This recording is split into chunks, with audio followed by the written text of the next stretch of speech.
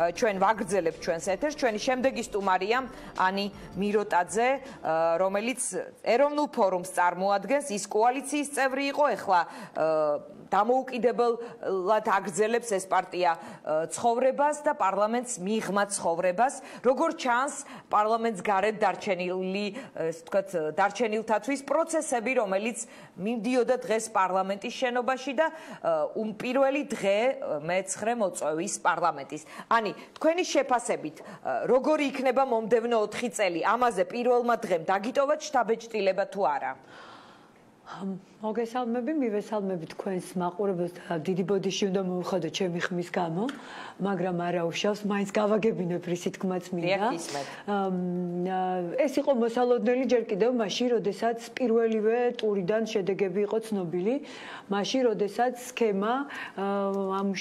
სქემა მიმუშავა და ჩვენ მივიღეთ პრაქტიკულად ორპოლუსიანი პარლამენტი, თუ არ ჩავთვლით, მე ძალიან დიდ პატივს ვემხებ პატრიოტ ალიანსს, მაგრამ თუ არ ჩავთვლით მათ გეცოტავებათ ისინი პარლამენტში. ძალიან მეცოტავება, ზოგადად განსხვავებული პოლიტიკური აზრი და პოლიტიკურ პარტიათა რაოდენობა მეცოტავება და ვფიქრობ, რომ 21 საუკუნეში იმ ქვეყანაში, რომელსაც პრეტენზია აქვს, რომ დემოკრატიული პროცესები იქ სწორად ვითარდება, აი ესეთი ორპარტიული პარლამენტი არ უნდა არსებობდეს, სადაც და არ უნდა არსებობდეს, რაც ყველაზე მთავარია, საკონსტიტუციო უმრავლესობის მქონე მმართველი გუნდი, რომელიც აი ხა წარმატებით და ეს ანი, იმიტომ რომ სულ არის ამაზე საუბარი და თუ ამომრჩევლის ნება ასეთი იყო, მაშინ ვისი ბრალია ეს? არა, ყველას ბრალია, თქვენ თუ ახლა მე მეკითხებით ჩვენს მონაწილეობას ხედავთ თუ არა, რა თქმა უნდა, იმიტომ რომ იყო ალბათ გარკვეული სტრატეგიული და ტაქტიკური შეცდომები, თუმცა მე მაინც ვფიქრობ, რომ სისტემამ, რომელმაც ჩაატარა ეს არჩევნები და რომელმაც სისტემამაც კარგად გამოიყენა ყველა სახელმწიფო ინსტიტუტი,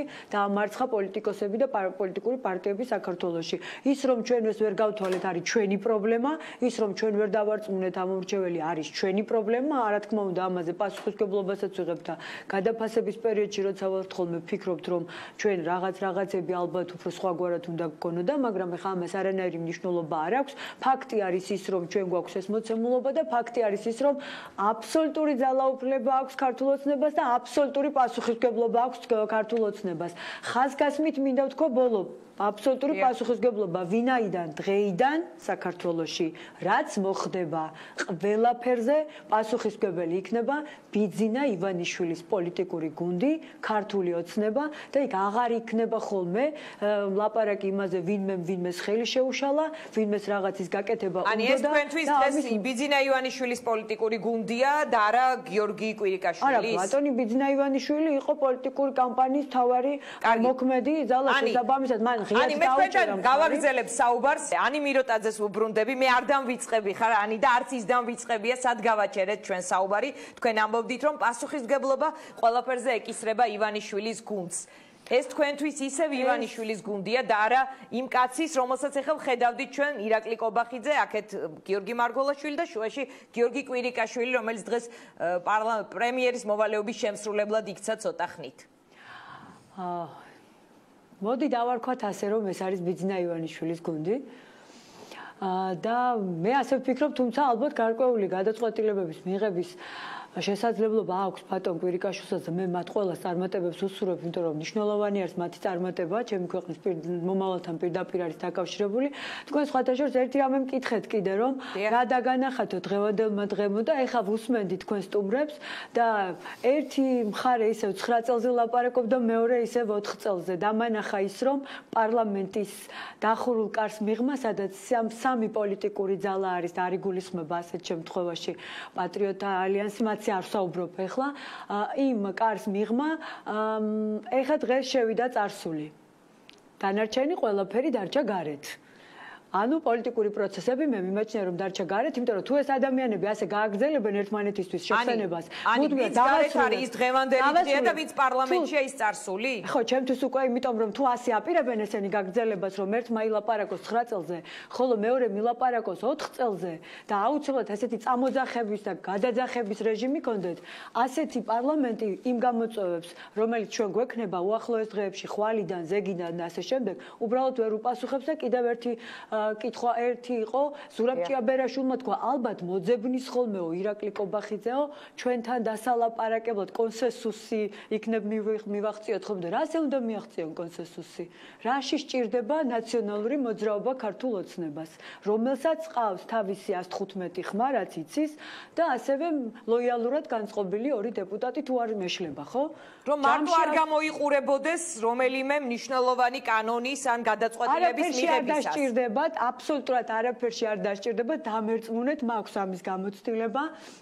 არანაირი ფასადური რაღაცეები აქ საჭირო არ არის. ეს არის კიდევ ერთი დადასტურება იმის, რომ მორალური უპირატესობა უნდა ეჩვენებინათ ქართული ოცნების წარმომადგენლებს ნაციონალური მოძრაობის, მხოლოდ ამის გამო არიან ისინი პარლამენტში. სხვა დანიშნულება მე ვწუხარ ძალიან, მაგრამ სხვა დანიშნულება მათ იმ პარლამენტში უბრალოდ არ ექნებათ და მუდმივად იქნება წამოძახებები, შენ რო ეს გააკეთე, მე შენ რო ეს ქენი, რომელიც უნდა დასრულებულიყო, რომელიც არ მომწონდა ძალიან. თუ აკრიტიკებს ნაციონალური მოძრაობა ოცნებასაც უჩნდება ცდუნება, რომ რაღაც შეახსენოს წარსულიდან, ეს უყვართ სულ იყო ეს ტრადიცია ქართულ პოლიტიკაში. ჩვენ არითმეტიკაზე ხوار ლაპარაკობთ, როდესაც ვამბობთ, რომ 73-ვე მაჟორიტარი უნდოდა რომ ყოლოდა და აბსოლუტური უმრავლესობა რომ ყოლოდა ქართულ ოცნებას.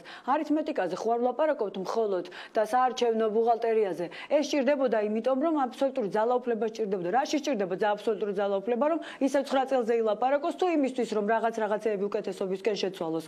მე ვფიქრობ, რომ გამოწვევა ეს არის, იმიტომ რომ დღეს ჩვენს ქვეყანაში არც ერთი ოჯახი არ მეგულება მე, რომელმაც საკუთარ თავზე არ გამოცადა ნაციონალური მოძრაობის რეჟიმის სიმძიმე. აღარავის აღარ სჭირდება ამის შეხსენება.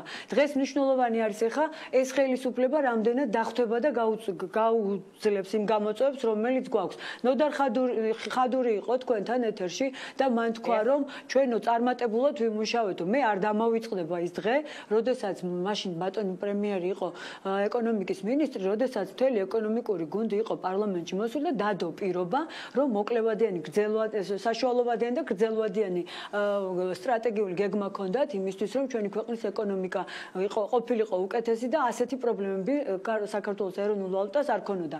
ეს დაახლოებით 2 წლის წინ ხდებოდა საქართველოში. უბრალოდ უნდა შევახსენო ეს საქართველოს პრემიერ-მინისტრს, რომ 2 წლის წინ დადო მან ეს პირობა და დღეს ეროვნული ვალუტის მდგომარეობა არის სავალალო და ძალიან რთული და ბატონებო, ერთმანეთს კი ნუ წამოაძახებთ, ვინ რა გააკეთეთ, ვინ რა გააფუჭეთ, მიხედეთ საქმეს, თქვენ გჭირდებოდათ ძალაუფლება, მადლობა ანის და ჩვენ ისევ ქუთაის, მადლობა ანის, დიდი მადლობა და